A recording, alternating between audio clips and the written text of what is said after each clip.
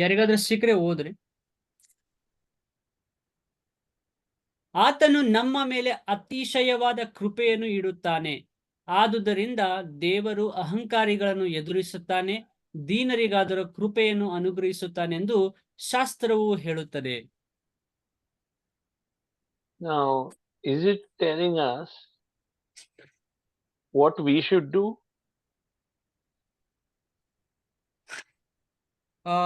ಇದು ನಮಗೆ ಸರ್, ಇದು God shows mercy to the humble and he resists that. This one was Proud. this, no sir? Yes. Yeah. So James chapter 4 verse 6, brother. Yes sir, yes sir. Okay. Now I'm saying, are we supposed to be humble? ಈಗ sir ನಮಗೆ ಹೇಳ್ತಾ ಇದ್ದಾರೆ ನಾವು ದೀನರಾಗಿರಬೇಕು. So we try to be humble. ನಾವು ಅನೇಕ ಸಾರಿ ದೀನರಾಗಿರ್ಲಿಕ್ಕೆ ನಾವು ಪ್ರಯತ್ನ ಮಾಡ್ತೇವೆ.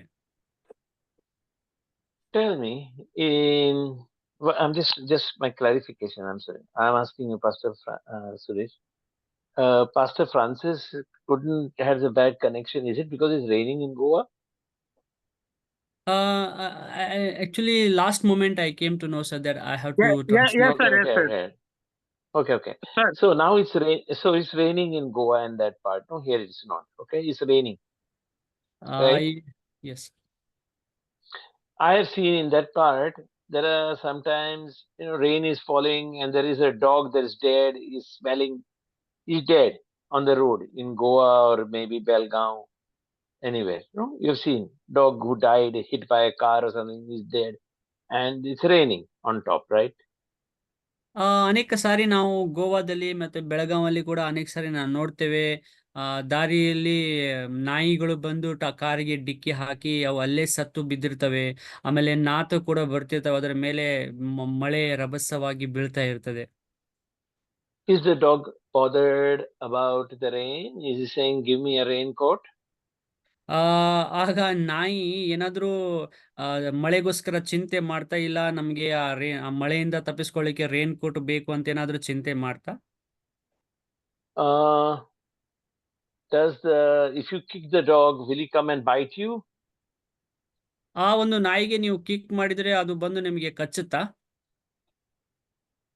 He doesn't do these things. Is it because he follows the Bible or because he's dead? ಅದು ಹಾಗೆ ಮಾಡೋದಿಲ್ಲ, ಯಾಕಂದ್ರೆ ಅದು ಸತ್ತು ಹೋಗಿದೆ. Right? Let's be practical. Don't be Christian in this everything. It is because the dog is dead. Your kick doesn't hurt him. The rain doesn't hurt him. He is dead. ನಾವಿಲ್ಲಿ practical ಆಗಿ ನೋಡೋದಾದ್ರೆ ಅದು ನಾಯಿ ಸತ್ತೋಗಿದೆ. ಅದು ಮಳೆ ಬಿದ್ರು ಅದಕ್ಕೆ ಏನು ವ್ಯತ್ಯಾಸವಿಲ್ಲ, ನಾವು ಅದಕ್ಕೆ ಕಿಕ್ ಮಾಡಿದ್ರು ಕೂಡ ಅದಕ್ಕೆ ಏನು ವ್ಯತ್ಯಾಸ ಕಾಣೋದಿಲ್ಲ. See, that's why Paul is saying, that's the old man. The old man was alive. Okay, the new man, who's the new man? The old man was alive, right? We had sinned. We were born of Adam. That was the old man. ಇಲ್ಲಿ ಪೌಲನು ಹೇಳ್ತಾನೆ, ಹಳೆಯ ಮನುಷ್ಯ ಜೀವಿಸ್ತಾ ಇದ್ದಾನೆ. ಅಂದ್ರೆ ನಾವು ಹಿಂದೆಲ್ಲ ಪಾಪ ಮಾಡ್ತಾ ಇದ್ವಿ, ಹಳೆಯ ಮನುಷ್ಯ ಜೀವಿಸ್ತಾ ಇದ್ದಾನೆ. The old man, and that's why the old man is alive, but we are crucified, we are dead, we are dead. The old man was alive. We were like them.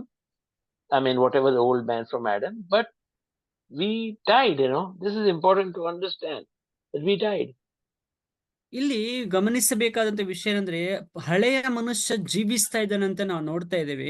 ಆದ್ರೆ ವಾಕ್ಯ ನಮಗೆ ಹೇಳ್ತಾ ಇದೆ, ನಮ್ಮ ಹಳೆಯ ಮನುಷ್ಯ ಶಿಲುಬೆ ಮೇಲೆ ಸತ್ತಲ್ಪಟ್ಟಿದೆ. ನಮ್ಮ ಹಳೆಯ ಮನುಷ್ಯ ಆಲ್ರೆಡಿ ಸತ್ತೋಗಿದ್ದಾನೆ, ಹಳೆಯ ಜೀವಿತ already ಸತ್ತೋಗಿದೆ. I see, there are some throughout, before especially modern medicine, whenever say there used to be certain diseases that used to destroy whole villages and all that, certain plagues and all. This is not Moses. I'm talking about 400 years ago in England and maybe in India. You've forgotten all, but there used to be smallpox and other diseases which used to come and destroy a whole village. Only like a few people would live because everybody would get that disease. ಈಗ ನಾನು 400 ವರ್ಷದ ಹಿಂದಿನ ವಿಷಯ ನಿಮಗೆ ಹೇಳ್ತಾ ಇದ್ದೇನೆ. ಅಂತ ವೈರಸ್ಗಳು, ಅಂತ ವ್ಯಾಧಿಗಳು ಬಂದಿದ್ವು ಇಂಗ್ಲೆಂಡ್ ಅಲ್ಲಿ, ಇಲ್ಲ ಭಾರತದಲ್ಲಿ, ಎಲ್ಲ ಯಾವ್ಯಾವ ಕಡೆಗಳಲ್ಲಿ ಆ ಒಂದು ಕಾಯಿಲೆಗಳಿಂದ, ಆ ವೈರಸ್ಗಳಿಂದ ಒಂದೊಂದು ವಿಲೇಜ್ಗಳೇ, ಒಂದೊಂದು ಊರುಗಳೇ ಸಂಪೂರ್ಣವಾಗಿ ನಾಶವಾಗಿ ಹೋಯಿತು. So now, the way to control that was, even if you kill that person, the virus would still be in that person. No, you know now COVID, you can die, but the virus is breathing in him, no, in his lungs. ಈಗ ಆ ಒಂದು virus ಯಾವ ವ್ಯಕ್ತಿಯಲ್ಲಿ ಹೋಗಿದೆಯಲ್ಲ, ಒಂದ್ ವೇಳೆ ಆ ವ್ಯಕ್ತಿಯನ್ನ ನಾವು ಸಾಯಿಸಿದ್ರು ಕೂಡ ಆ ವ್ಯಕ್ತಿ ಒಳಗೆ ವೈರಸ್ ಇನ್ನೂ ಇರುತ್ತಲ್ಲ. So the way it is done is, they would just take the body, more important than killing, take the body and burn it.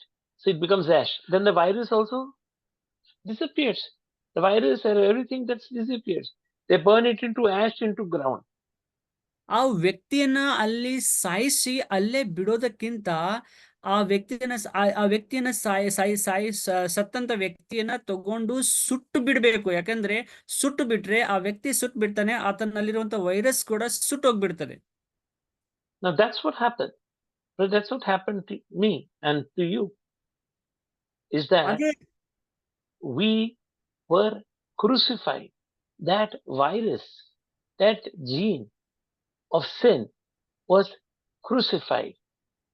ಅದೇ ರೀತಿಯಾಗಿ ಈ ಉದಾಹರಣೆಯನ್ನ ನಾವು ಕೇಳಿದಂತೆ, ಅದೇ ರೀತಿಯಾಗಿ ನಾವು ಕೂಡ ನಮ್ಮ ಹಳೆಯ ಮನುಷ್ಯನ ಹಳೆಯ ಜೀವಿತವನ್ನ ಕಂಪ್ಲೀಟ್ಲಿ ಶಿಲುಬೆ ಮೇಲೆ ಹಾಕಿ ನಾವು ಸಾಯಿಸಿಬಿಟ್ಟಿದ್ದೇವೆ.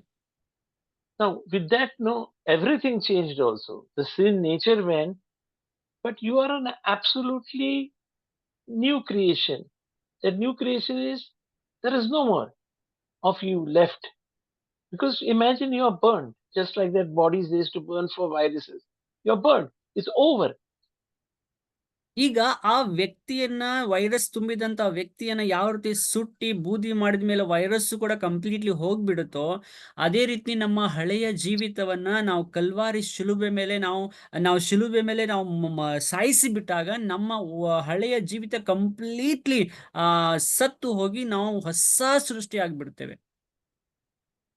Now, were you there 2000 years ago that you did it? Did it hurt you? 2000 ವರ್ಷಗಳ ಹಿಂದೆ ಏಸಪ್ಪ ಮಾಡಿದಂಥದ್ದು, ನಮಗೆ ಆ ಏಸಪ್ಪ ಪಟ್ಟಂತ ವ್ಯಾಧಿಯಿಂದ, ಬಾಧೆಯಿಂದ ನಮಗೆ ನೋವಾಯ್ತಾ? Please, the way it happens is just like this paper. This paper is nothing, but this paper is in this book. Okay, I put it in this book. Now, where is the paper? It's in the book, right? ಈಗ sir ಒಂದು ಇದು picture ತೋರಿಸ್ತಾ ಇದ್ದಾರೆ. ಅದು ಯಾವ ರೀತಿ ಅಂದ್ರೆ, ಈ ಒಂದು ಪೇಪರ್ ಇದೆಯಲ್ಲ, ಇದು ಒಂದು ಪುಸ್ತಕ, ಇದು ಪೇಪರ್ ಇದರ ಒಳಗಡೆ ಹೋಗ್ಬಿಟ್ಟಿದೆ. ಈಗ ಹೇಳ್ರಿ, ಆ ಪೇಪರ್ ಎಲ್ಲಿದೆ? Now, if I throw this book into the fire, the book will burn. And the paper, what will happen to the paper? The paper also will burn, no?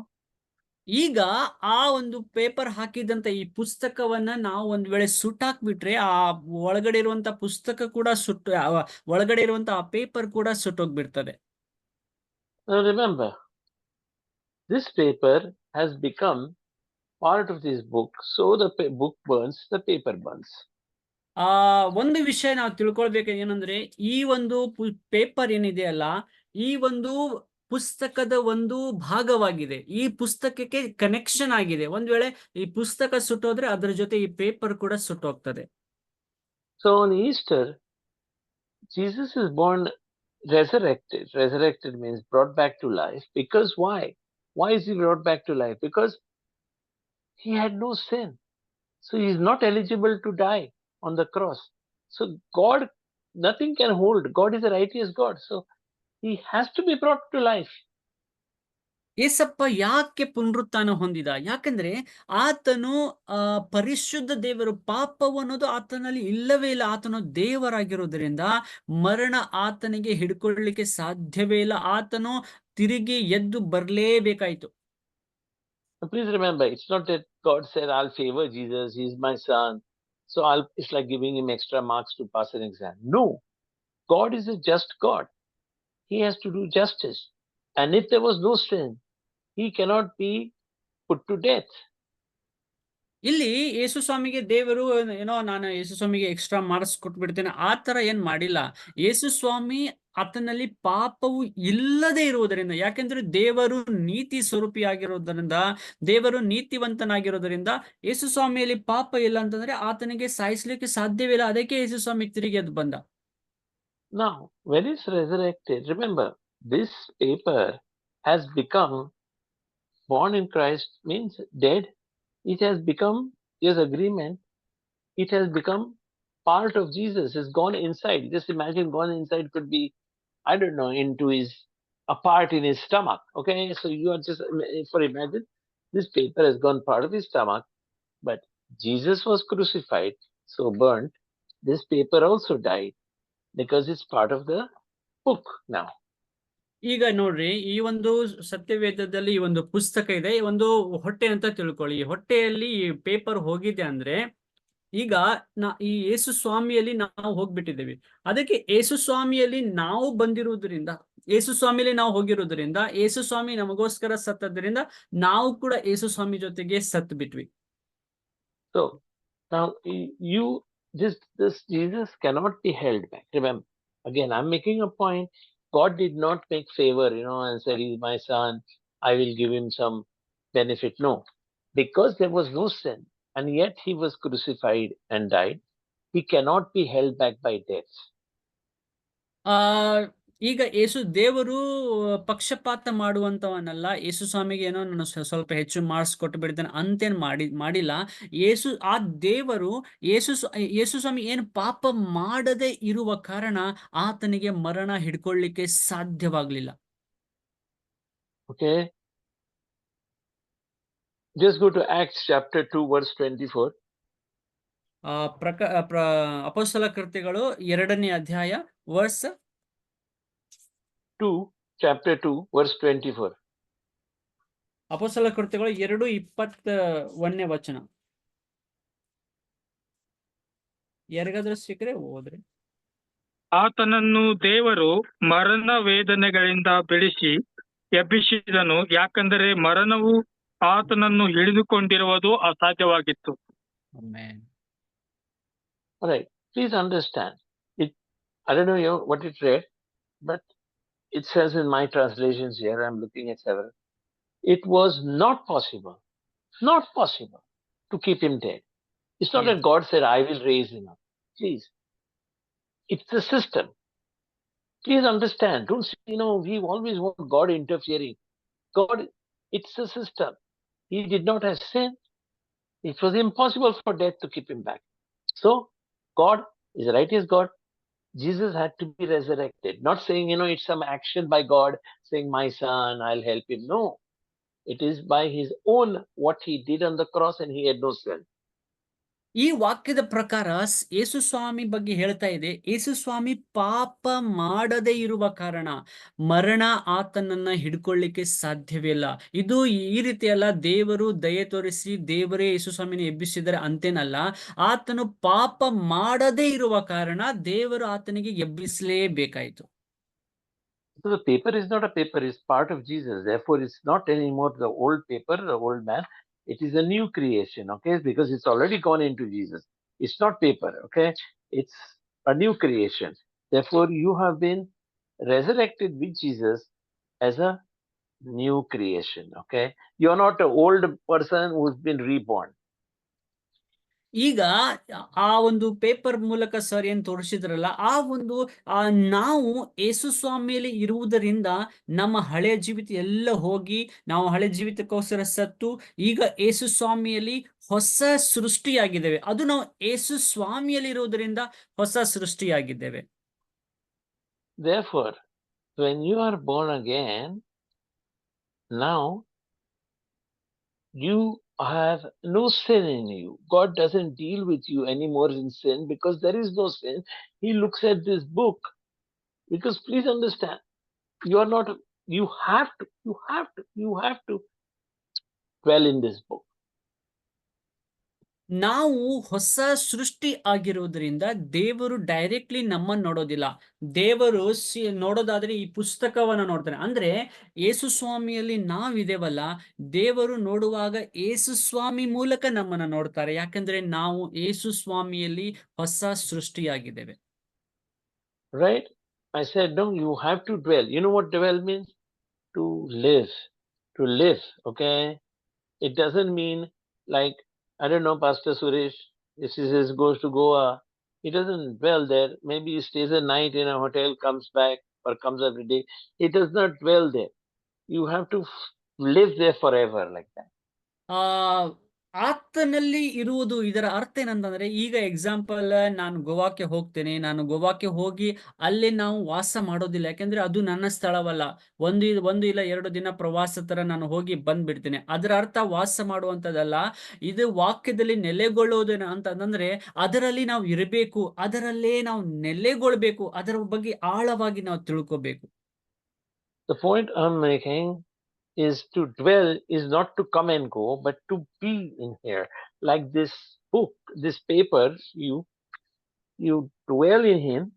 Now you are resurrected, and since you are considered part of this book, you are also living. Christ is living in you, so you're part of this Christ. ಈಗ ನೆಲೆಗೊಳ್ಳುವುದರ ಅದರ ಹತ್ರ ಹೋಗೋದು ಬರೋದು ಅದು ಅಲ್ಲ. ನೆಲೆಗೊಳ್ಳುತ್ತಂದ್ರೆ ಈ ಪುಸ್ತಕದಲ್ಲಿ sir ತಿಳಿಸಿರೋ ಪ್ರಕಾರ ಆ ಒಂದು ಪೇಪರ್ ಏನ್ ಇದರಲ್ಲಿ ಇದೆ ಅಲ್ಲ, ಈ ಸತ್ಯವೇದದ ಅದು ಒಂದು ಭಾಗ, ಅದು ಸಪರೇಟ್ ಅಲ್ಲ, ಸತ್ಯವೇದದ ಒಂದು ಭಾಗವಾಗಿದೆ. ಅಂದ್ರೆ ಈ ಒಂದು ಸತ್ಯವೇದದಲ್ಲಿ ನೆಲೆಗೊಂಡಿದ್ದಾನೆ. ಅಂದ್ರೆ ನಾವು ಕ್ರಿಸ್ತನಲ್ಲಿ ನೆಲೆಗೊಂಡಿದ್ದೇವೆ ಅಂತಂದ್ರೆ ನಾವು ಸಪರೇಟ್ ಅಲ್ಲ, ನಮ್ಮಲ್ಲಿ ಕ್ರಿಸ್ತನು ನೆಲೆಗೊಂಡಿರುವಾಗ ನಾವು ಆತನಲ್ಲಿರ್ತೇವೆ. So go to John chapter 15, 15, verse 4. ಯೋಹಾನ 15:4.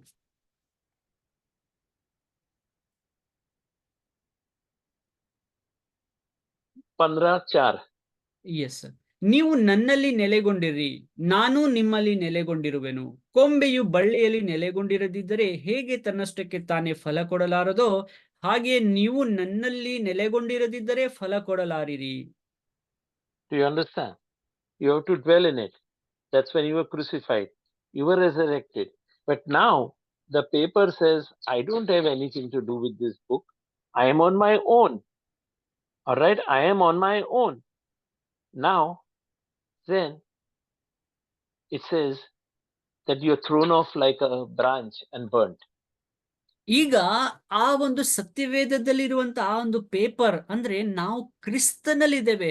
ಈಗ ನಾವು ಸಪರೇಟ್ ಇಲ್ಲ, ನಾವು ಕ್ರಿಸ್ತನಲ್ಲಿ ನೆಲೆಗೊಂಡಿರುವಾಗ ಕ್ರಿಸ್ತನಲ್ಲಿ ನಾವು ಸತ್ತಿದ್ದೇವೆ, ಕ್ರಿಸ್ತನಲ್ಲಿ ನಾವು ಮತ್ತೆ ಪುನರುತ್ಥಾನ ಹೊಂದಿದ್ದೇವೆ.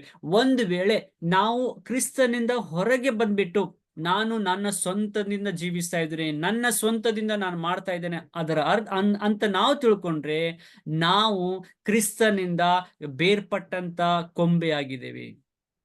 Now go to John chapter 15 only, but verse 6 now. ಯೋಹಾನ 15ನೇ ಅಧ್ಯಾಯ 6ನೇ ವಚನ. ಯಾವನು ನನ್ನಲ್ಲಿ ನೆಲೆಗೊಂಡಿರುವುದಿಲ್ಲವೋ ಅವನು ಆ ಕೊಂಬೆಯಂತೆ ಹೊರಕ್ಕೆ ಬಿಸಾಡಲ್ಪಟ್ಟು ಒಣಗಿ ಹೋಗುವನು. ಅಂತ ಕೊಂಬೆಗಳನ್ನು ಕೂಡಿಸಿ ಬೆಂಕಿಯಲ್ಲಿ ಹಾಕುತ್ತಾರೆ, ಅವು ಸುಟ್ಟು ಹೋಗುತ್ತವೆ. So he's talking about if this paper is not acknowledging that it was resurrected with Jesus, but starts behaving like I'm separate, I have my own ego. The paper has to behave like that dead dog. It's dead. It is in there. It has life because of this book, not by itself. But if it has life on its own, without this book, it is thrown out.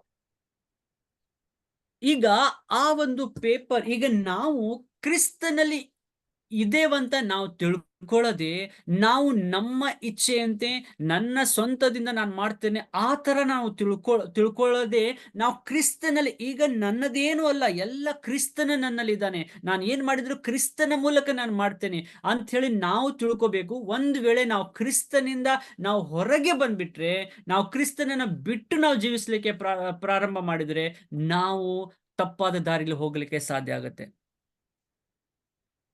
Therefore, Jesus is saying, you have to just be his disciple. You know what is the meaning of a disciple? ಯೇಸು ಸ್ವಾಮಿ ನಮಗೆ ಹೇಳ್ತಾರೆ, ನೀವು ನನ್ನ ಶಿಷ್ಯರು. ದೇವರ ಶಿಷ್ಯರು ಅಂದ್ರೆ ಇದರ ಅರ್ಥ ಏನು? Disciple is an exact who follows the same things that the guru teaches. ಶಿಷ್ಯರು ಅಂತಂದ್ರೆ ಆ ಗುರು ಶಿಕ್ಷಕ ಏನನ್ನ ಬೋಧಿಸುತ್ತಾನೋ ಆ ಬೋಧನೆಯಂತೆ ನಡೆಯುವವನೇ ನಿಜವಾದ ಶಿಷ್ಯ. So the guru is the mold and disciple is what comes out of the mold. Mole sir, mould pharma, वो इडली बनाता है ना, इडली डालता है, वो मोल्ड क्या बोलते हैं वो? जैसे कि ಸಾರಿ, ನಾವು ಇಡ್ಲಿ ಮಾಡುವಂತ ಪಾತ್ರೆನ ನಾವು ನೋಡಿದ್ದೇವಲ್ಲ, ಯೇಸು ಸ್ವಾಮಿ ಆ ಇಡ್ಲಿ ಮಾಡುವಂತ ಆ ಗುರು ಅಂದ್ರೆ ಆ ಇಡ್ಲಿ ಮಾಡುವಂತ ಪಾತ್ರೆ ತರ, ಆ ಪಾತ್ರೆಯಿಂದ ಏನು ಹೊರಗಡೆ ಬರ್ತದಲ್ಲ ಆ ಇಡ್ಲಿ, ಅದೇ ಶಿಷ್ಯ, ಅವರೇ ಶಿಷ್ಯರು. Do you understand? How do you make idli? You have a steel mold.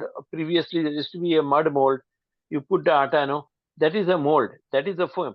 If the mold is square, the idli will be square. If the mold is round, the idli will be round. If the mold is no shape, the idli will be no shape. No, the mold determines the idli. ಈಗ ಆ ಒಂದು ಪಾತ್ರೆ ಏನಿದೆಯಲ್ಲ, ಆ ಪಾತ್ರೆ square ಆಕಾರದಲ್ಲಿರೋದಾದ್ರೆ ಆ ಇಡ್ಲಿ ಕೂಡ square ಆಕಾರದಲ್ಲಿ ಇರುತ್ತೆ. ಆ ಪಾತ್ರೆ ಗೋಲಾಕಾರದಲ್ಲಿ ಇದ್ರೆ, ಆ ರೌಂಡ್ ಇದ್ರೆ ಆ ಇಡ್ಲಿ ಕೂಡ ರೌಂಡ್ ಇರುತ್ತೆ. ಒಂದ್ ವೇಳೆ ಆ ಪಾತ್ರೆ ಶೇಪೇ ಇರೋದಿಲ್ಲ ಅಂದ್ರೆ ಇಡ್ಲಿಗೂ ಕೂಡ ಶೇಪ್ ಇರೋದಿಲ್ಲ. ಅದೇ ತರ ಆ ಶಿಷ್ಯರು ಕೂಡ ಶಿಕ್ಷಕ, ಆ ಗುರು ಏನ್ ಹೇಳ್ತಾರೋ ಅದರಂತೆ ಅವರು ನಡಿಬೇಕು. Go to Matthew chapter 16 verse 24. ಮತ್ತಾಯ 16:24.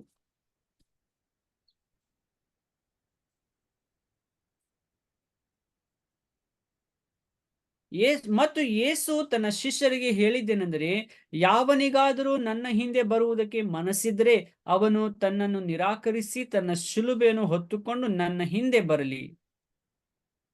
Now what he's saying, I'll put it in another word, is you must be dead. And then you must be dead. But my words as a guru must dwell in you. So you must be dead for yourself. The paper has to be dead, but now it has to be part of this vine as a branch. It is not by itself. It has to be part of the vine. It has to dwell in the vine. ಈಗ ಇನ್ನೊಂದು ಬೇರೆ ರೀತಿಯಿಂದ sir ನಮಗೆ ಹೇಳಲಿಕ್ಕೆ ಇಷ್ಟಪಡ್ತಾ ಇದ್ದಾರೆ. ಅಂದ್ರೆ ನಾವು ನಮಗೆ ನಾವು ಸತ್ ಹೋಗ್ಬಿಟ್ಟಿದ್ವಿ, ನಮ್ಮದೇನು ನಡೆಯೋದಿಲ್ಲ, ನಾವು ಕಂಪ್ಲೀಟ್ಲಿ ಸತ್ ಹೋಗಿದ್ದೀವಿ. ಈಗ ನಮ್ಮಲ್ಲಿ ಜೀವಿಸ್ತಿರ್ಬೇಕಂದ್ರೆ ದೇವರ ವಾಕ್ಯಗಳು ನಮ್ಮಲ್ಲಿ ಜೀವಿಸ್ತಿರ್ಬೇಕು. ಈಗ ಈ ಪುಸ್ತಕದಲ್ಲಿ ಆ ಪೇಪರ್ ಇರುವಾಗ ಈಗ ಆ ಪೇಪರ್ದು ಸ್ವಂತದ್ದೇನು ನಡೆಯೋದಿಲ್ಲ. ಈ ಒಂದು ಸತ್ಯವೇದ ಇದು ಒಂದು ದ್ರಾಕ್ಷ ಬಳ್ಳಿ ತರ, ಆ ಒಂದು ಪೇಪರ್ ಒಂದು ಕೊಂಬೆ ತರ. ಈಗ ಆ ಕೊಂಬೆ ಈ ದ್ರಾಕ್ಷೆ ಬಳ್ಳಿ ಅಂತ ಯೇಸುವಿನಲ್ಲಿ ಅಂಟಿಕೊಂಡಿರಬೇಕು. So the draksh, by the way, the draksh goes on the branch. The branch is in the vine, right? ಈಗ ಆ ಒಂದು ದ್ರಾಕ್ಷೆ ಬಳ್ಳಿಗೆ ಆ ಕೊಂಬೆ ಅಂಟಿಕೊಂಡಿರುತ್ತೆ. ಆ ಕೊಂಬೆಗಳಿಂದ ದ್ರಾಕ್ಷೆ ಹಣ್ಣುಗಳು ಬರ್ತವೆ. The branch is able to bear the draksh because all the power, all the ingredients, all the juice that is required comes from the vine. The branch does not produce anything. ಆ ಕೊಂಬೆಗಳು ಏನು ಕೆಲಸ ಮಾಡೋದಿಲ್ಲ ಪ್ರಿಯರೇ. ಆ ಕೊಂಬೆ ಹಣ್ಣು ಬಿಡ್ತಾ ಇದೆ, ದ್ರಾಕ್ಷಿ ಹಣ್ಣು ಬಿಡ್ತಾ ಇವೆ. ಯಾಕೆಂದ್ರೆ ಅದಕ್ಕೆ ಎಲ್ಲ ಪೌಷ್ಟಿಕಾಂಶ, ಎಲ್ಲ ಅಂಶಗಳು ಮತ್ತೆ ನೀರು, ಆಹಾರ ಎಲ್ಲ ಆ ದ್ರಾಕ್ಷಿ ಬಳ್ಳಿಯಿಂದ ಬರ್ತಾ ಇದೆ. ಕೊಂಬೆ ತನ್ನ ಇದೇನು ಮಾಡ್ತಾ ಇಲ್ಲ, ಆ ದ್ರಾಕ್ಷಿ ಬಳ್ಳಿಯಿಂದ ಸ್ವೀಕಾರ ಮಾಡಿ ಹಣ್ಣುಗಳನ್ನ ಬಿಡ್ತಾ ಇದೆ. So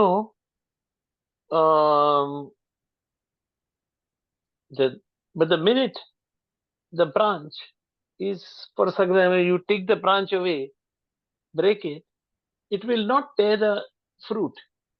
The branch has to be in the vine, in the draksh or in any other case, because the nutrition, the producing ability to produce fruit has to come from the vine. If you're disconnected, you don't dwell, then you're as good as dead.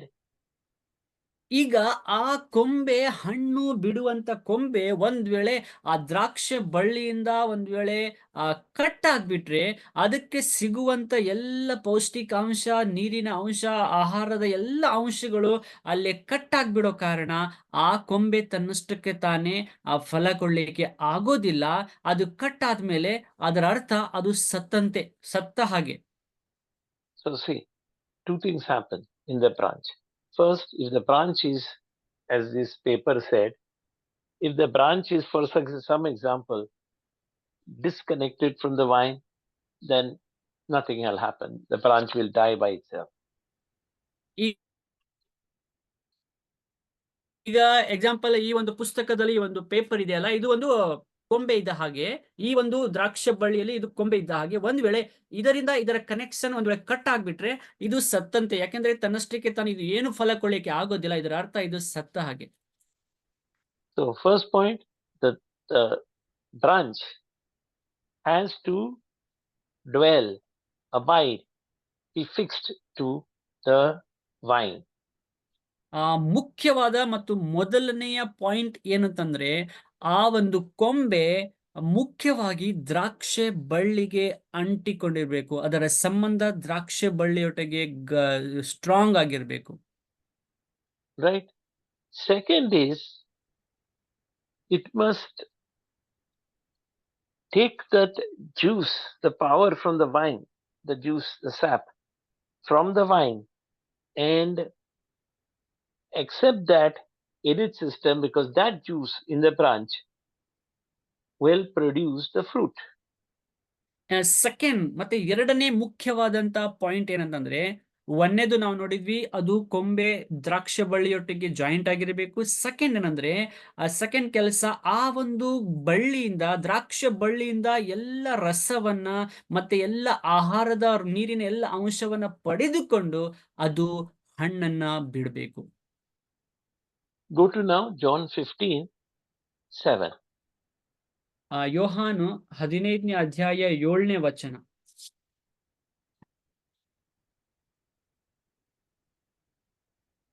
ನೀವು ನನ್ನಲ್ಲಿಯೂ ನನ್ನ ವಾಕ್ಯಗಳು ನಿಮ್ಮಲ್ಲಿಯೂ ನೆಲೆಗೊಂಡಿದ್ದರೆ ಏನು ಬೇಕಾದರೂ ಬೇಡಿಕೊಳ್ಳಿರಿ, ಅದು ನಿಮಗೆ ದೊರೆಯುವುದು. ನೀವು ಬಹಳ ಫಲ ಕೊಡುವುದರಿಂದಲೇ ನನ್ನ ತಂದೆಗೆ ಮಹಿಮೆ ಉಂಟಾಗುವುದು ಮತ್ತು ನನ್ನ ಶಿಷ್ಯರಾಗುವಿರಿ. The word here, my words are dwelling in you. It's the juice from the vine that has to also go into you, and you in return have to dwell in the branch. Two things are required. Is not. ಇದರಲ್ಲಿ ಎರಡು ವಿಷಯಗಳನ್ನ ನಾವು, ಎರಡು ಅಂಶಗಳನ್ನ ನಾವು ಕಲಿತಾ ಇದ್ದೇವೆ. ಆ ದ್ರಾಕ್ಷಿ ಬಳ್ಳಿಯೊಟ್ಟಿಗೆ ನಾವು ಅಂಟಿಕೊಂಡಿರುವಾಗ ಅದರಿಂದ ಬರುವಂತ ರಸವನ್ನ ನಾವು ಪಡೆದುಕೊಂಡು ಆ ದ್ರಾಕ್ಷೆಯ ಹಣ್ಣುಗಳನ್ನ ನಾವು ಬಿಡಬೇಕು. ಸೆಕೆಂಡ್ ಏನಂದ್ರೆ, ಆ ದ್ರಾಕ್ಷ ಹಣ್ಣುಗಳನ್ನ ಬಿಡುವುದಕ್ಕಾಗಿ ನಾವು ಬಳ್ಳಿಯೊಟ್ಟಿಗೆ ಜಾಯಿಂಟ್ ಆಗಿರ್ಬೇಕು. In Karnataka, I think Hubli, Dharwad, all these areas, now there is Draksh, these vineyards, where they are doing Draksh. No, brother, you can see them. Brother? ಈ ಒಂದು ಟೈಮಲ್ಲಿ, ಈ ಒಂದು ಸಮಯ. No, brother, I'm asking you, Pastor Suresh. Now you can see Draksh? Yes, sir. Yes, sir. Some in some Okay, places only, not. Yes. So hello. So you saw that they produce in the Draksh season for wine or for eating, they produce a Draksh, correct? Yes, sir. ಈ ಒಂದು ದ್ರಾಕ್ಷಿಯ ಒಂದು ಸಮಯದಲ್ಲಿ ಜನರು ಏನ್ ಮಾಡ್ತಾರೆ, ಆ ದ್ರಾಕ್ಷಿಯನ್ನ ಬಳ್ಳಿಗಳನ್ನ ಹಾಕಿ ಅದೆಲ್ಲ ವ್ಯವಸ್ಥೆಯನ್ನ ಮಾಡಿ ದ್ರಾಕ್ಷಿ ಬಳ್ಳಿಯ ಉತ್ಪನ್ನವನ್ನ ಅವ್ರು ಮಾಡ್ತಾರೆ. Because the branch is abiding, dwelling in the vine, and it is giving what the vine is producing, not what a mango tree is producing. It is giving the draksh vine that thing juice, and so the fruit it produces is a draksh, not a mango, not a chili. ನೋಡ್ರಿ, ಈ ದ್ರಾಕ್ಷಿಯ ಒಂದು season ಅಲ್ಲಿ ಆ ದ್ರಾಕ್ಷಿ ಬಳ್ಳಿಯೊಟ್ಟಿಗೆ ಅಂಟಿಕೊಂಡಿರುವಂತ ಆ ಕೊಂಬೆ ಆ ಬಳ್ಳಿಯಿಂದ ದ್ರಾಕ್ಷರದ ರಸವನ್ನ ಪಡೆದುಕೊಂಡು ದ್ರಾಕ್ಷಿಯ ಹಣ್ಣುಗಳನ್ನ ಬಿಡ್ತವೆ ಹೊರತು ಅಲ್ಲಿ ಅವು ಮಾವಿನ ಹಣ್ಣನ್ನ ಬಿಡೋದಿಲ್ಲ. Now, what if the branch says, no, I don't want to produce draksh, I want to produce a chili? You think suddenly Draksh vineyard that you have in Hubli, there, whatever. You think suddenly you will see a a vineyard producing chilies or mangoes? No, it will produce what the vineyard, what the vine gives the ingredients to produce, right? ಆ ಒಂದ್ ವೇಳೆ ಆ ಕೊಂಬೆ ಹೇಳಿದ್ರೆ ಇಲ್ಲ ನಾನು ದ್ರಾಕ್ಷಿ ಹಣ್ಣು ಬಿಡೋದಿಲ್ಲ, ನಾನು ಮಾವಿನ ಹಣ್ಣು ಕೊಡ್ತೀನಿ, ಇಲ್ಲ ನಾನು ಮೆಣಸಿನಕಾಯಿ ಕೊಡ್ತೇನೆ ಅಂತ ಹೇಳ್ಬಿಟ್ರೆ ಅದು ಸಡನ್ಲಿ ಆಗತ್ತಾ? ಇಲ್ಲ. ಯಾಕಂದ್ರೆ ಆ ಒಂದು ದ್ರಾಕ್ಷಿ ಬಳ್ಳಿ ಯಾವ ರಸವನ್ನ ಕೊಡುತ್ತದೋ ಅದೇ ಹಣ್ಣನ್ನ ಆ ಬಳ್ಳಿ ಬಿಡ್ತದೆ. Right? So if you dwell in the Lord and his words dwell in you, then automatically you will not produce adultery, you will not produce sin, because the juice will come from the Lord into your heart, and that will come automatically. So you don't have to say, I don't want chili, I don't want to have adultery. That is all taken care of because you are part of the system. Amazing sir. ಇಲ್ಲಿ ಬಹಳ ಆಳವಾದಂತ ವಿಷಯ ಅಂತಂದ್ರೆ, ಈಗ ನಾನು ಇಲ್ಲ ಮೆಣಸಿನಕಾಯಿ ಬಿಡ್ತೇನೆ, ಮಾವಿನ ಹಣ್ಣು ಬಿಡ್ತೇನೆ ಅಂದ್ರೆ ಅದು ನನ್ನಿಂದ ಆಗೋದಿಲ್ಲ.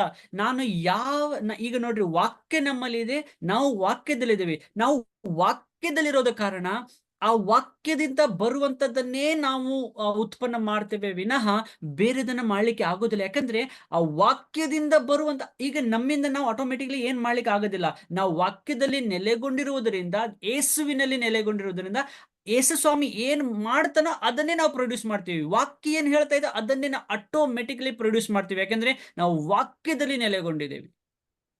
Go to Psalms verse 37 Psalms chapter 37 verse 4. ಕೀರ್ತನೆ 37 ಯಾರಿಗಾದ್ರೂ ಸಿಕ್ಕರೆ ಓದ್ರಿ.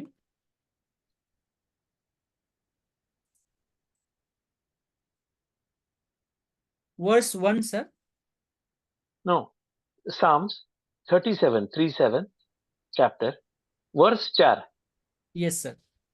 ಆಗ ಯೆಹೋವನಲ್ಲಿ ಸಂತೋಷಿಸುವಿ ಮತ್ತು ಆತನು ನಿನ್ನ ಇಷ್ಟಾರ್ಥಗಳನ್ನು ನೆರವೇರಿಸುವನು. Now, he says God will give you the desires of your heart, right? So, or will he give you desires to ask for somebody else's wife? ಈಗ ಈ ವಾಕ್ಯದ ಪ್ರಕಾರ ದೇವರು ನಿಮ್ಮ ಇಷ್ಟಾರ್ಥಗಳನ್ನ ನೆರವೇರಿಸುತ್ತೇನಂತ ಹೇಳ್ತಾ ಇದ್ದಾರೆ. ಇಲ್ಲಿ ಇಲ್ಲ ನಿನ್ನದಲ್ಲ, ಬೇರೆಯವರ ಇಷ್ಟಾರ್ಥಗಳನ್ನ ನಿನ್ನಲ್ಲಿ ನೆರವೇರಿಸ್ತೇನೆ ಅಂತ ಹೇಳ್ತಾ ಇದ್ದಾರ? ಇಲ್ಲ. See, there's a word called santosh karo, delight yourself in the Lord, meaning you have to delight yourself in the Lord. And then, I mean, if you're going to be like, I don't want to attend, this is boring. If you're not getting joy, if you're not getting santoshi in this, then it's like, I don't want to be in the vine. I'm here because of religion. No. If you understand that through him you'll be producing fruit, and that's really joyful, then if you abide in him, the fruit will come automatically in you. ಈಗ ಈ ವಾಕ್ಯದ ಪ್ರಕಾರ ನಾವು ಕ್ರಿಸ್ತನಲ್ಲಿ ಸಂತೋಷಿಸ್ಬೇಕಂತೆ.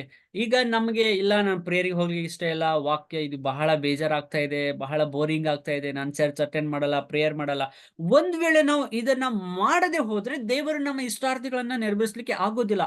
ಅದರ ಅರ್ಥ ನಮಗೆ ಬೇಜಾರಾಗ್ತಾ ಇದೆ, ಅದರ ಅರ್ಥ ನಾವು ದೇವರಲ್ಲಿ ನೆಲೆಗೊಂಡಿಲ್ಲ, ಆ ಬಳ್ಳಿಯಲ್ಲಿ ನೆಲೆಗೊಂಡಿಲ್ಲ. ಒಂದ್ ವೇಳೆ ನಾವು ದೇವರ ಕ್ರಿಯೆಗಳಿಲ್ಲ ನಾವು ಸಂತೋಷ ಪಡ್ಲಿಕ್ಕೆ ಪ್ರಾರಂಭ ಮಾಡಿದ್ರೆ ದೇವರು ನಮ್ಮ ಇಷ್ಟಾರ್ಥಗಳನ್ನ automatically ಈಡೇರಿಸ್ತಾರೆ. Right? So go to 37:3 now. I'm going backwards and forwards in the Psalm 37. Now go to 3, verse 3. Yes sir. ಕೀರ್ತನೆ 37 3ನೇ ವಚನ. ಯೆಹೋವನಲ್ಲಿ ಭರವಸೆ ಬಿಟ್ಟು ಒಳ್ಳೆಯದನ್ನು ಮಾಡು, ದೇಶದಲ್ಲಿ ವಾಸವಾಗಿದ್ದು ನಂಬಿಕೆಯನ್ನು ಅನುಸರಿಸು. See, dwell in him means, not physically dwell in yourself. When I'm telling you dwell, people say, okay, I'm sitting day and night and sleeping in the church. That's not physical. This is your heart is all the time dwelling in here. Okay? I mean, your whole meditation is here. Physically, you may be in a bus also, or you may be in a prison also. But your heart, your meditation, your soul is here. That's what he means by dwelling in here. Okay, it's not about going to church or something like that. Huh? ಕರ್ತನಲ್ಲಿ ನೆಲೆಗೊಳ್ಳಿರಿ, ಇದರ ಅರ್ಥ ನಾವು ಇಡೀ ದಿನ ಇಡೀ ರಾತ್ರಿ ನಾವು ಸಭೆಯಲ್ಲಿ ಹೋಗಿ ಚರ್ಚಲ್ಲಿ ಮಲ್ಕೊಳ್ಳೋದು ಅದು ಅಲ್ಲ. ನಾವು ನೆಲೆಗೊಳ್ಳುವುದು ಇದರ ಅರ್ಥ ಏನಂದ್ರೆ, ನಾವು ಬಸ್ಸಲ್ಲಿ ಇರ್ಬೋದು, ನಾವು ಮನೆಯಲ್ಲಿರ್ಬೋದು, ನಾವು ಸೆರೆಮನೆಯಲ್ಲಿ ಇರ್ಬೋದು, ಎಲ್ಲಾದ್ರೂ ಇರ್ಬೋದು. ಆದ್ರೆ ನಮ್ಮ ಹೃದಯದ ಧ್ಯಾನ, ನಮ್ಮ ಹೃದಯದ ಬಯಕೆ ದೇವರ ವಾಕ್ಯದಲ್ಲಿರುವಾಗ, ದೇವರ ವಾಕ್ಯದ ಧ್ಯಾನವನ್ನು ನಾವು ಮಾಡ್ತಿರುವಾಗ, ದೇವರಲ್ಲಿ ನಮ್ಮ ಕಂಪ್ಲೀಟ್ ಮೆಡಿಟೇಷನ್ ಇರುವಾಗ, ಅದರ ಅರ್ಥ ನಾವು ಶಾರೀರಿಕವಾಗಿ ಎಲ್ಲೇ ಇದ್ರೂ ಕೂಡ ಆತ್ಮಿಕವಾಗಿ ನಾವು ಕರ್ತನಲ್ಲಿ, ದೇವರ ವಾಕ್ಯದಲ್ಲಿ ನಾವು ನೆಲೆಗೊಳ್ಳುತ್ತಾ ಇದ್ದೇವೆ. Now, when you're getting santoshi, will there not be questions? Will not be some trials in your life? ನಾವು ಕರ್ತನಲ್ಲಿ ಸಂತೋಷ ಪಡುವಾಗ ಅದರ ಅರ್ಥ ನಮ್ಮ ಜೀವನದಲ್ಲಿ ಏನಾದ್ರೂ ಏನೋ ಸಮಸ್ಯೆ ಬರಲ್ವಾ? ಯಾವ ಹಿಂಸೆಗಳು, ಯಾವ ಅಡೆತಡೆಗಳು ಬರಲ್ವಾ? There will be, right? ಖಂಡಿತ ಬರ್ತವೆ. So therefore, that verse 3, we went to verse 3, you have to trust in him and do that. Okay, it's not going to be automatic in many things. Huh? As Paul says, there are things I want to do, but I do not do it, and things I do not want to do, that I do. So the body, especially with our old mindset, old body, hardwired, we will try to go against and want to be, the paper independent of this. ಈಗ ಕ್ರಿಸ್ತನಲ್ಲಿ ನಾವಿರುವಾಗ, ಆತನಲ್ಲಿ ನಾವು ನೆಲೆಗೊಳ್ಳುವಾಗ ಹಿಂಸೆಗಳು, ಕಷ್ಟಗಳು ಖಂಡಿತ ಬರ್ತವೆ. ಆದ್ರೆ ಮೂರನೇ ವಾಕ್ಯದ ಪ್ರಕಾರ ನಾವು ಕರ್ತನಲ್ಲಿ ಭರವಸೆ ಬಿಟ್ಟು ನಾವು ಹೋಗ್ಬೇಕು. ಯಾಕಂದ್ರೆ ಪೌಲ್ ಹೇಳ್ತಾನೆ, ನಾನು ಏನು ಮಾಡಬಾರ್ದಂತ ನಾನು ನಿರ್ಧಾರ ಮಾಡ್ತಾ ಇದ್ದಾನೋ ಅದನ್ನೇ ನಾನು ಮಾಡ್ಬಿಡ್ತಾ ಇದ್ದೇನೆ. ಅಂದ್ರೆ ನಮ್ಮ ಶರೀರ ಬಲಹೀನವಾಗಿ ಒಂದೊಂದ್ಸರಿ ತಪ್ಪು ದಾರಿಯಲ್ಲಿ ಹೋಗ್ಲಿಕ್ಕೆ ನಮ್ಮನ್ನು ಕರ್ಕೊಂಡು ಹೋಗ್ತದೆ. ಆದರೂ ಕೂಡ ನಾವು ಯೆಹೋವನಲ್ಲಿ ಭರವಸೆವಿಟ್ಟುಕೊಂಡು ಆತನಲ್ಲಿ ಸಾಗುವಾಗ ಆತನಲ್ಲಿ ನಾವು ಸಂತೋಷ ಪಡಲಿಕ್ಕೆ ಸಾಧ್ಯವಾಗ್ತದೆ. Maybe there's somebody or more than one people among you who just did not feel, for whatever reason. Maybe you were busy, maybe you were feeling sick, maybe you were distracted, you were going with your family out to a movie or eating, or your wife, children wanted homework. For whatever reason, you did not feel it convenient to attend this class. ಈಗ ನಮ್ಮಲ್ಲಿ ನಮ್ಮ ಎಲ್ಲರಲ್ಲಿ ಯಾರೋ ಒಬ್ರು, ನಮ್ಮ ಕುಟುಂಬದಲ್ಲಿ ಯಾರಿಗಾದ್ರೂ ಆರಾಮಿಲ್ಲ, ಇಲ್ಲ ನಾವು ಹಾಸ್ಪಿಟಲ್ ಕರ್ಕೊಂಡು ಹೋಗಬೇಕಾಯ್ತು, ಇಲ್ಲ ಯಾವುದೋ ಒಂದು ಕೆಲಸದಲ್ಲಿ ನಾವು ಬ್ಯುಸಿಯಾಗಿ ನಾವು ಈ ಒಂದು ವಾಕ್ಯದ ಒಂದು ಬೈಬಲ್ ಸ್ಟಡಿಯಲ್ಲಿ ನಾವು ಕೂತ್ಕೊಳ್ಳಿಕ್ಕೆ ನಮಗೆ ಅದು ಅನುಕೂಲವಾಗದೇ ಇರಬಹುದು. All right, but what did you do? You died. You became the dead dog, and then you remained. You dwelt into the book only, right? So where this book went, when the body Jesus went, you imitated Christ. You were his disciple.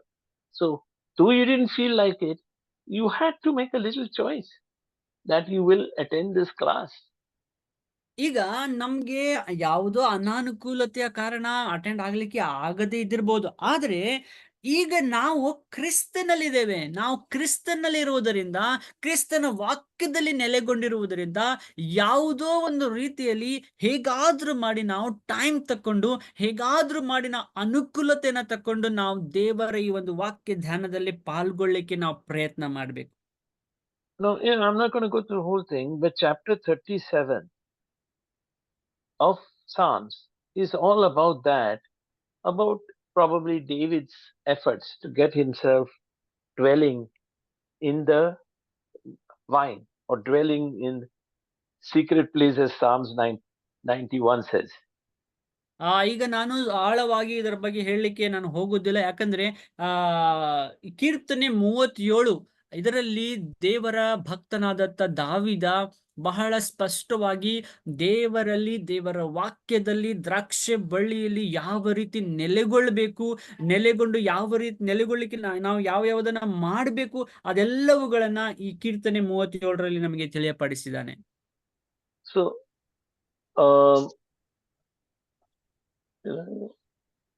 So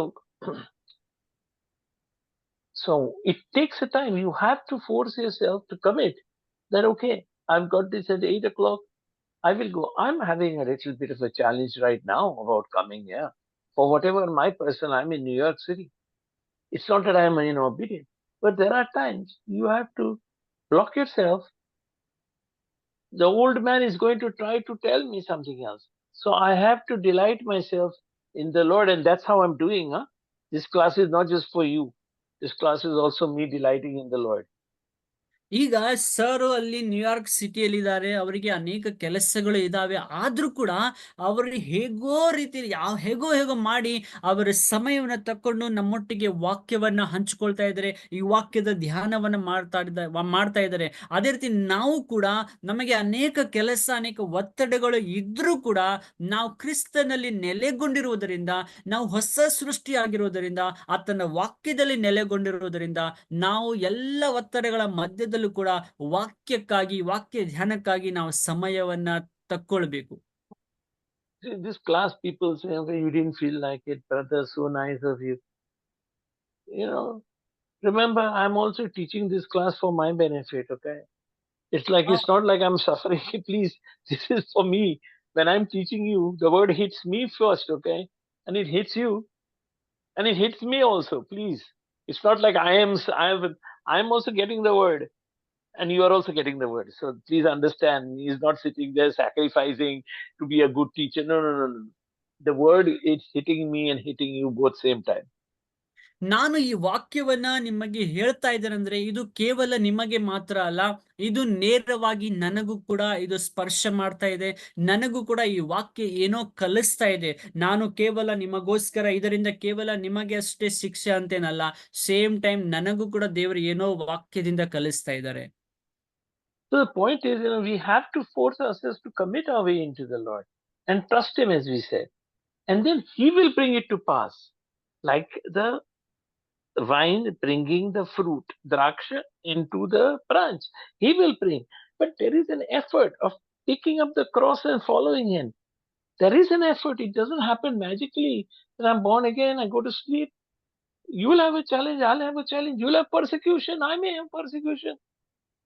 ನಾವು ಕ್ರಿಸ್ತನಲ್ಲಿ ಇದ್ದೇವೆ, ಎಲ್ಲ automatically ಆಗುತ್ತಂತೇಳಿ ನಾವು ಹೋಗಿ ಮಕ್ಕಳದು ಅಲ್ಲ. ನಾವು ಕೂಡ ಕೆಲವು ಪ್ರಯತ್ನಗಳನ್ನ ನಾವು ಕೂಡ ಪ್ರಯಾಸ ಪಡಬೇಕು. ಯಾಕಂದ್ರೆ ಆ ಒಂದು ದ್ರಾಕ್ಷ ಬಳ್ಳಿಯಿಂದ ಆ ಒಂದು ಕೊಂಬೆ ಮೂಲಕ ಒಂದು ಏನು ದ್ರಾಕ್ಷ ಹಣ್ಣು ಬರುತ್ತಲ್ಲ, ಅದೇ ರೀತಿ ನಮಗೂ ಕೆಲವು ಪ್ರಯತ್ನವನ್ನ ಮಾಡ್ಬೇಕು. ಹೇಗಂದ್ರೆ ಆ ಒಂದು ದ್ರಾಕ್ಷ ಇದು ಬರುವುದಕ್ಕೆ ಈಗ ನಾವು ಕ್ರಿಸ್ತನಲ್ಲಿ ಇದೇವಂದ್ರೆ ನಮಗೆ ಅನೇಕ ಹಿಂಸೆಗಳು, ಕಷ್ಟಗಳು ಬರ್ತವೆ ನಿಜ. ಅದರ ಮಧ್ಯದಲ್ಲೂ ಕೂಡ ನಮ್ಮನ್ನ ನಾವು ದೇವರಿಗೆ ಸಮರ್ಪಿಸುವಾಗ, ದೇವರ ಕೆಲಸಕ್ಕೆ ಸಮರ್ಪಿಸುವಾಗ ಆಟೋಮೆಟಿಕಲಿ ನಮ್ಮ ಮೂಲಕ ದೇವರು ತನ್ನ ಕಾರ್ಯವನ್ನ ಮಾಡಲಿಕ್ಕೆ ಪ್ರಾರಂಭ ಮಾಡ್ತಾನೆ. So just go to the 37 Psalms, verse 5. ಕೀರ್ತನೆ 37ರ 5ನೇ ವಚನ.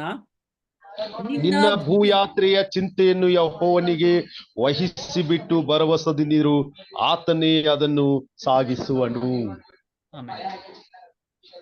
Amen.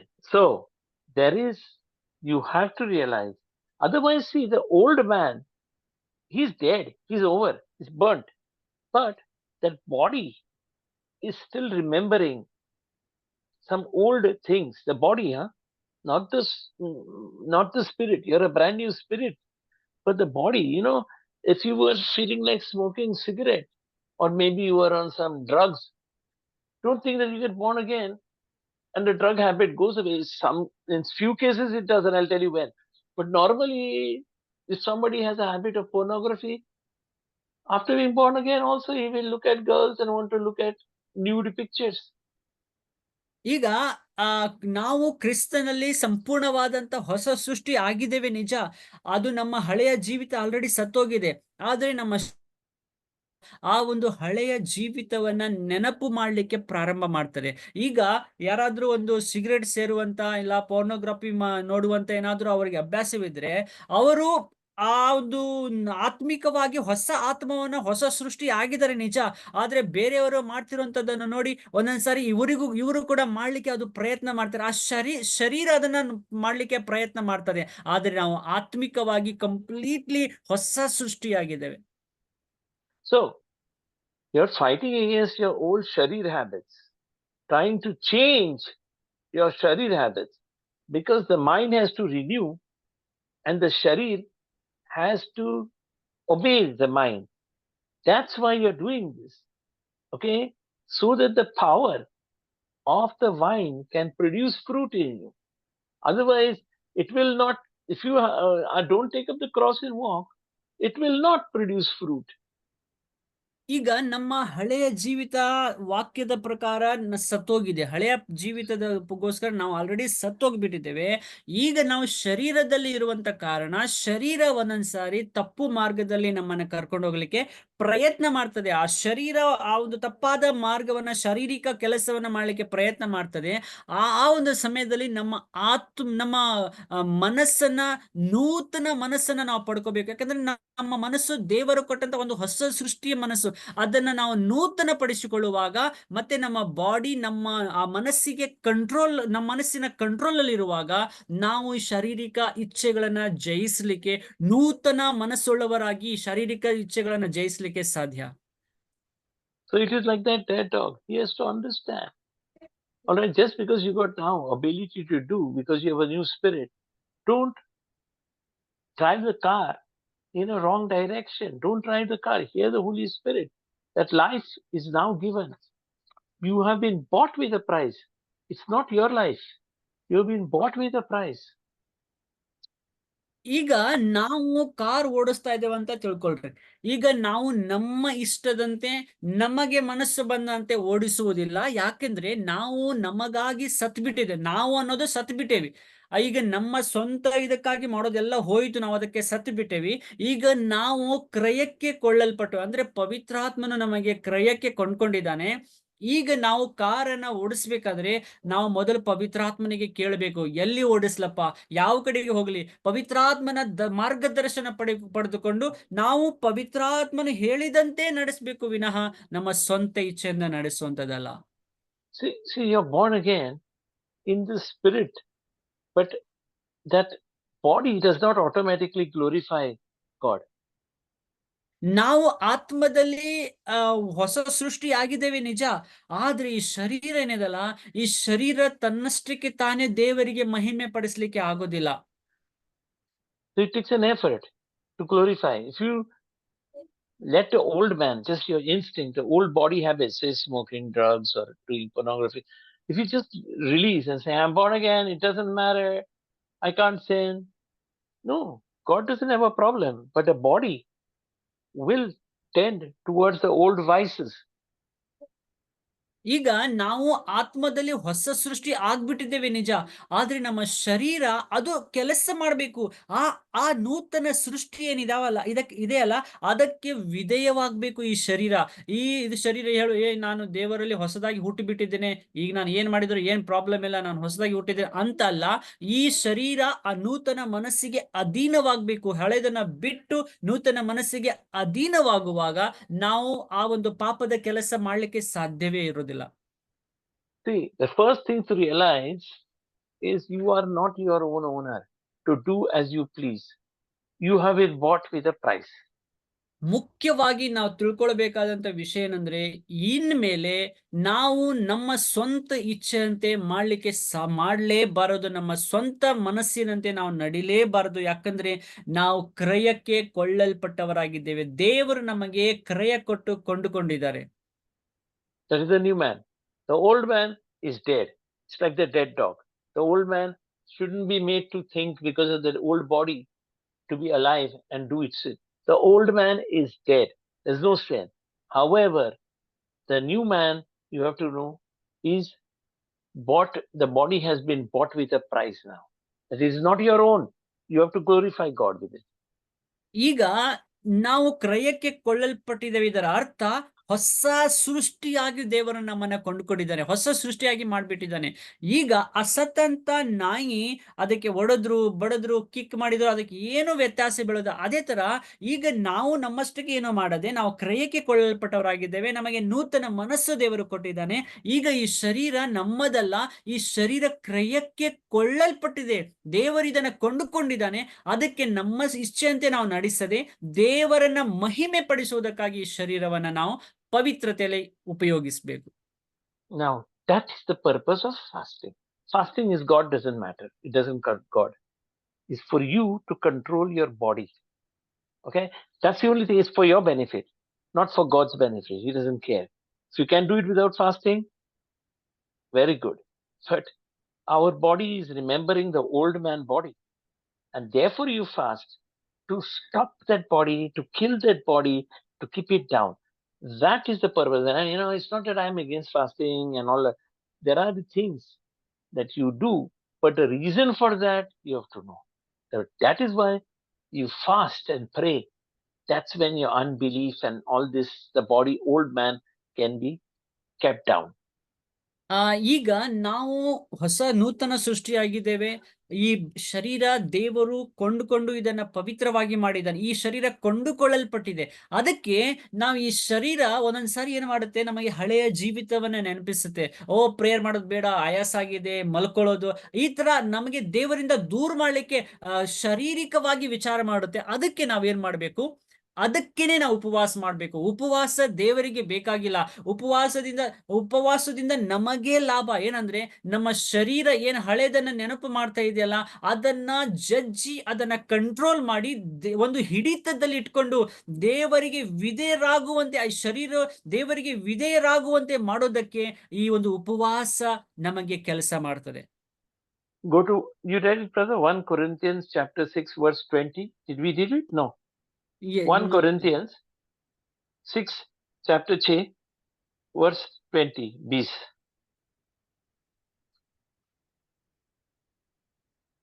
ನೀವು ನಿಮ್ಮ ಸ್ವಂತ ಸೊತ್ತಲ್ಲ, ನೀವು ಕ್ರಯಕ್ಕೆ ಕೊಳ್ಳಲ್ಪಟ್ಟವರು. ಆದ ಕಾರಣ ನಿಮ್ಮ ದೇಹದಲ್ಲಿ ದೇವರ ಪ್ರಭಾವವನ್ನು ಪ್ರಕಾಶಪಡಿಸಿರಿ. Amen. Okay. So, you must be thinking, Brother Prashant teaches everything, all is done. It is done. But it's not that you go to sleep, you can sin. It is not at liberty to sin just because the sin is destroyed in your life. Because the old body, we don't have a glorified body as yet. We will get it after we leave this earth. A glorified body is Jesus. But till then, we are still having Adam's body and we have to control it. ನಾವು ನಿಜವಾಗಿ ನಾವು ಒಂದು ದಿನ ಯೇಸುವಿನ ನಾವು ಪುನರುತ್ಥಾನ ಆದ್ಮೇಲೆ ನಮಗೆ ಹೊಸ ಶರೀರ ಸಿಗುತ್ತೆ, ನಿಜ. ಅದು ನೂತನ ಶರೀರ. ಈಗ ನಾವು ಆದಾಮನಿಗೆ ಕೊಡಲ್ಪಟ್ಟಂತ ಅದೇ ಒಂದು ಶರೀರದಲ್ಲಿ ನಾವು ಜೀವಿಸುತ್ತಿರುವಂತ ಕಾರಣ ಈ ಶರೀರವನ್ನ ನಾವು ನಿಯಂತ್ರಣದಲ್ಲಿಡೋದು ಬಹಳ ಬಹಳ ಮುಖ್ಯ. ಇದನ್ನ ನಾವು ಜಜ್ಜಿ ಇದನ್ನ ನಾವು ಕಂಟ್ರೋಲ್ ಅಲ್ಲಿ ಇಡುವುದಂತೂ ಬಹಳ ಮುಖ್ಯ. But we know the truth that the old man is dead, that we are not alive. Therefore, it is easy to tell oneself, I can tell, listen, I may feel like it, but I am dead. So stop it. So the body has to come in line. It's not that the body says, oh, it's natural that you look at a woman. Oh, it's natural to sin. It is not natural to sin. It's unnatural. You are just the old sin that has come from that old body. So once that is there, the body comes into place. You can talk to the body. ಈಗ ನಮ್ಮ ಮನಸ್ಸು ನೂತನ ಆಗಿರೋದ್ರಿಂದ, ನಾವು ನೂತನ ಸೃಷ್ಟಿಗಳಾಗಿರೋದ್ರಿಂದ, ಈಗ ಶರೀರ ಹಳೆಯ ಶರೀರ ಆದಾಮನ ಶರೀರದಲ್ಲಿ ನಾವು ಜೀವಿಸುತ್ತಿರುವಂತ ಕಾರಣ ಒಂದೊಂದ್ಸರಿ ನಾವು ಸ್ತ್ರೀಯರನ್ನ ನೋಡುವಾಗ, ಏನಾದ್ರೂ ಪಾಪದ ವಸ್ತುವನ್ನ ನಾವು ನೋಡುವಾಗ ಒಂದೊಂದ್ಸರಿ ನಾವು ಅನ್ಕೋತೇವೆ, ಇದು ನ್ಯಾಚುರಲ್ ಶರೀರ ಇದೆಲ್ಲ ಸ್ವಾಭಾವಿಕ. ಇಲ್ಲ, ನಾವು ನ್ಯಾಚುರಲ್ ನಾವು ನಮಗೋಸ್ಕರ ನಾವು ಸತ್ತು ಬಿಟ್ಟಿದ್ದೇವೆ. ನಮ್ಮ ಓಲ್ಡ್ ಇದಕ್ಕೋಸ್ಕರ ನಾವು ಸತ್ತು ಬಿಟ್ಟಿದ್ದೇವೆ. ನಮ್ಮ ಶರೀರಕ್ಕೆ ನಾವು ಹೇಳಬೇಕು, ಇಲ್ಲ, ನಾನು ನೂತನ ಸೃಷ್ಟಿ ಆಗಿದ್ದೇನೆ. ನೀನು ಈ ಕೆಲಸವನ್ನು ಮಾಡಲಿಕ್ಕೆ ಅನುಮತಿ ಇಲ್ಲ. ಶರೀರವೇ, ನಿನಗೆ ಅಧಿಕಾರವಿಲ್ಲ. ನಾವು ನೂತನ ಸೃಷ್ಟಿಯಾಗಿದ್ದೇನೆ, ಇದನ್ನ ನಿಲ್ಲಿಸು ಅಂತೇಳಿ ನಾವು ಶರೀರಕ್ಕೆ ನಾವು ನಿಯಂತ್ರಣ ಮಾಡಬೇಕು, ಅಪ್ಪಣೆ ಕೊಡಬೇಕು. So grace does not mean license or permission to sin. Huh? In fact, grace, when I say grace, it doesn't mean, oh, grace, we can do everything. No. We have to fight, otherwise the old man jumps out. It's the old man is only the body. But we can, as we saw, delighting in the Lord, they know what the problem is, we can deal with the issues, and sin has no place in us. ದೇವರ ಕೃಪೆ, ಆಮೇಲೆ ದೇವರ ಕೃಪೆ ಎಂಬ licence ನಮಗೆ ಸಿಕ್ಕಿದ್ದು ನಮಗೆ ಮನಸ್ಸು ಬಂದಂತೆಲ್ಲ ಮಾಡುವುದಕ್ಕಾಗಿ ಅಲ್ಲ, ನಮ್ಮ ಶರೀರ ಹೇಳುವಂಥದ್ದೆಲ್ಲ ಪೂರೈಸುವುದಕ್ಕಾಗಿ ಅಲ್ಲ.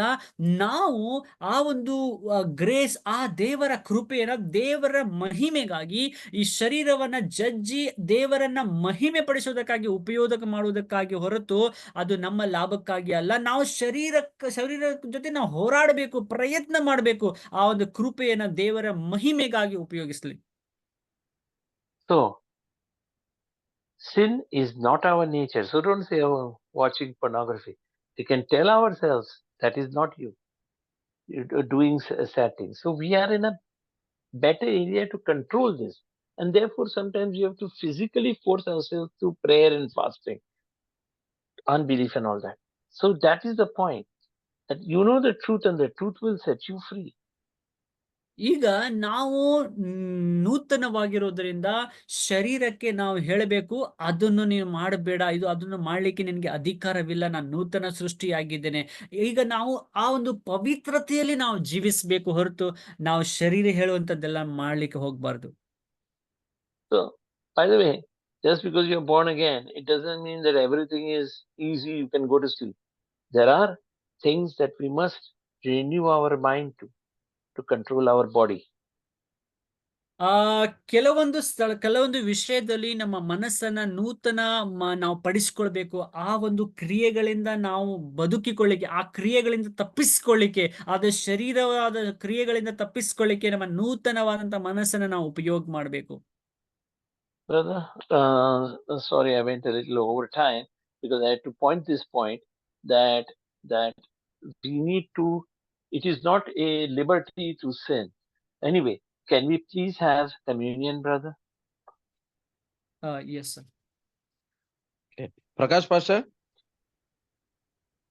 ನಾವು ಪಾಪವನ್ನ ಮಾಡ್ಲಿಕ್ಕೆ ನಮಗೆ ಸ್ವತಂತ್ರವಿಲ್ಲ ಪ್ರಿಯರೇ. ನಮಗೆ ಸಿಕ್ಕಂತ ಸ್ವತಂತ್ರವನ್ನ ನಾವು ದೇವರ ಮಹಿಮೆಗಾಗಿ ಉಪಯೋಗಿಸ್ಕೊಳ್ಳೋಣ. ಈ ಸಮಯದಲ್ಲಿ ನಾವು ಕರ್ತನ ಮೇಜನ್ನ ತೆಗೆದುಕೊಳ್ಳೋಣ.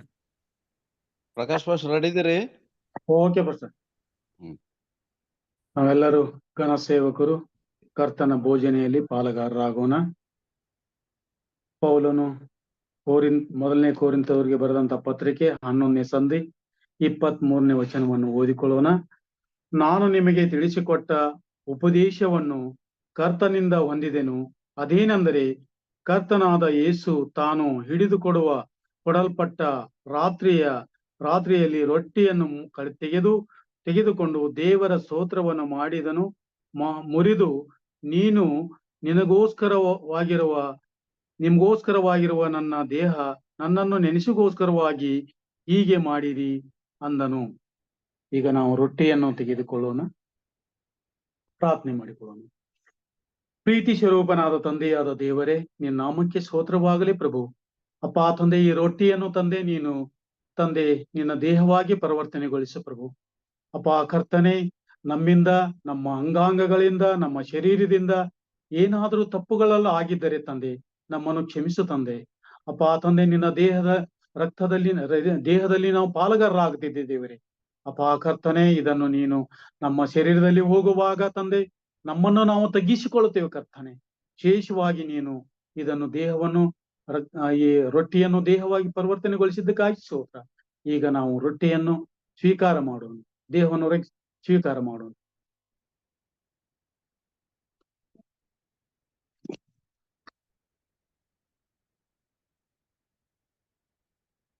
ಊಟವಾದ ಮೇಲೆ ಆತನು ಅದೇ ರೀತಿಯಾಗಿ ಪಾತ್ರೆಯನ್ನು ತೆಗೆದುಕೊಂಡು, ಈ ಪಾತ್ರೆಯನ್ನು ನನ್ನ ರಕ್ತದಿಂದ ಸ್ಥಾಪಿತವಾಗಿರುವ ಹೊಸ ಒಡಂಬಡಿಕೆಯನ್ನು ಸ್ಥಾಪಿಸುತ್ತದೆ.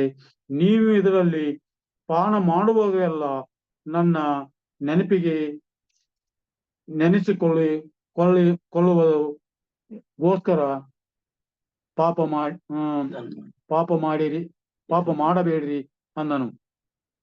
ನಾವು ಆತನ ಈ ದ್ರಾಕ್ಷಾರಸಕ್ಕೋಸ್ಕರವಾಗಿ ನಾವು ಪ್ರಾರ್ಥನೆ ಮಾಡಿಕೊಳ್ಳೋಣ. ಪ್ರೀತಿ ಸ್ವರೂಪನಾದ ತಂದೆಯಾದ ದೇವರೇ, ಈ ದ್ರಾಕ್ಷಾರಸವನ್ನು ನೀನು ರಕ್ತವಾಗಿ ಪರಿವರ್ತನೆಗೊಳಿಸು ಪ್ರಭು.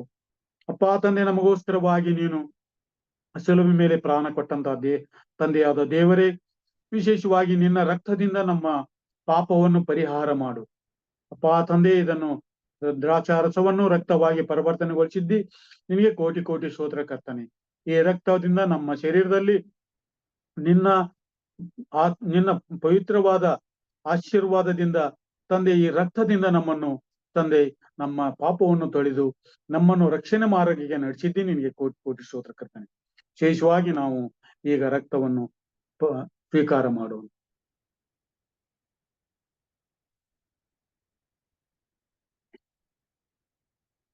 ಕೊನೆಯದಾಗಿ ನಾವು ಪ್ರಾರ್ಥನೆ ಮಾಡಿಕೊಳ್ಳೋಣ. ನಮ್ಮನ್ನು ಬಹಳವಾಗಿ ಪ್ರೀತಿ ಮಾಡಿರುವಂತಹ ನಮ್ಮ ತಂದೆಯಾದ ದೇವರೇ, ವಿಶೇಷವಾಗಿ ಕರ್ತನೆ, ನಿನ್ನ ದೇಹದಲ್ಲಿ ನಾವು ರಕ್ತದಲ್ಲಿ ಪಾಲುಗಾರರಾಗಿದ್ದೇವೆ ಪ್ರಭು. ಅಪ್ಪ ತಂದೆ, ನೀನು ಈ ಬರುವಂತಹ ಮುಂದಿನ ದಿನಮಾನದಲ್ಲಿ ಪ್ರಭು ನಿನ್ನ ಶಕ್ತಿ, ನಿನ್ನ ಜ್ಞಾನ, ನಿನ್ನ ತಿಳುವಳಿಕೆ ನಮಗೆ ಕೊಟ್ಟು ತಂದೆ, ಬರುವಂತಹ ದಿನದಲ್ಲಿ ನಾವು ರಕ್ಷಣೆ ಮಾರ್ಗದಲ್ಲಿ ನಡೆಯುವಂತ ಭಾಗ್ಯ ನಮಗೆ ದಯಪಾಲಿಸಿಕೊಟ್ಟು ತಂದೆ, ನೀನೇ ನಮಗೆ ಯುಗದ ಸಮಾಪ್ತಿಯವರೆಗೆ ನಮ್ಮ ಜೊತೆಗೆ ಇದ್ದು ನಮ್ಮನ್ನು ಕಾಯ್ದು ಕಾಪಾಡಬೇಕೆಂದು ಪ್ರಭು ಒಡೆಯನು ರಕ್ಷಕನೂ ಆದಂತ ಯೇಸು ಕ್ರಿಸ್ತನ ಮುದ್ದು ನಾಮದಲ್ಲಿ ಬೇಡಿ ಹೊಂದವರಾಗಿದ್ದೇವೆ ಕರ್ತನೆ. ಆಮೇನ್. Amen. Thank you, brothers. Good night. Thank you, sir. Good night, sir.